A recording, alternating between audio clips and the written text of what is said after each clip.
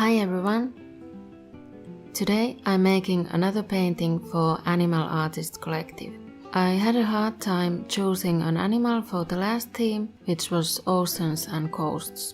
I then watched a short documentary about flamingos in Kenya, I think, and I was hoping to choose flamingo for that theme, but they live by lakes, not by coasts, so I went with a different animal that time.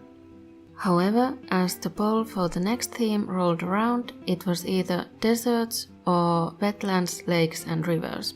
And sure enough, the theme with lakes got chosen. By the way, if you want to vote for the next theme, Animal Artists Collective will probably have the poll up on their Facebook page soon. I'll link to that below in the description. So I got to work on my flamingo idea. The vision I had was to have the flamingo's head underwater eating, but I wanted the water to be transparent so you could still see the head. I searched for photos to use as references. I found some old zoo photos my sister and my mother had taken on a holiday in Spain. There were parts in the zoo where you're looking through a glass and you can see both above water and underwater at the same time. Kind of like an aquarium type thing, where you're under the water level and the wall is glass. There's a small distortion between the above and underwater level parts, and there's also difference in color between them. So that was my starting point for the painting.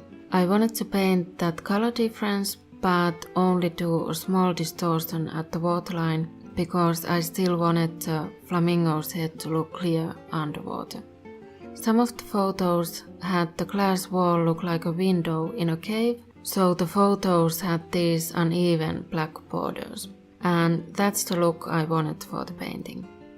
My intention was not to paint a scene from the zoo, but rather I wanted to paint the animal in its natural habitat. But I made the painting a bit surrealistic, in a sense that you're seeing the bird like you're looking through a glass, but there's no glass. The flamingo is in the wild and you're seeing a cross-section of the lake. I first made a small and quick concept sketch and then a more refined one in a bigger scale in A4 size, as I usually do because that fits my scanner.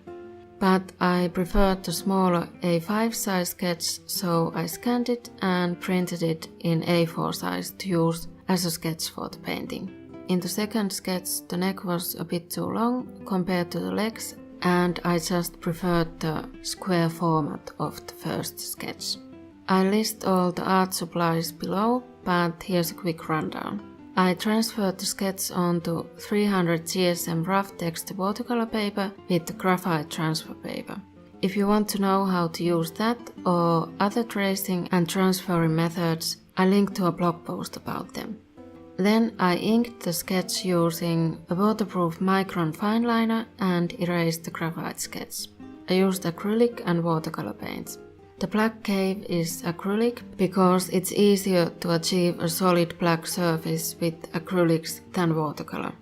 I mixed in a bit of plus color white to make the black more opaque because I don't have an opaque black acrylic paint. And then I used Cotman watercolors for the flamingo and the scenery you're seeing through the cave. I painted the underwater area more turquoise and the surface of the water more of a greyish blue to make a difference between them. Finally, I added some highlights with white acrylic and added another layer of black to make sure it was completely covered.